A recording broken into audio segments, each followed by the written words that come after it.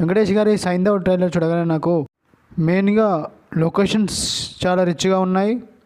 అదేవిధంగా వెంకటేష్ గారి dressing style చాలా బాగుంది. శైలేష్ కొలను ఇంతకుముందు మూవీ ట్రైలర్ ఎలాగా ఉందో ఈ మూవీ ట్రైలర్ కూడా అలాగే ఉంది.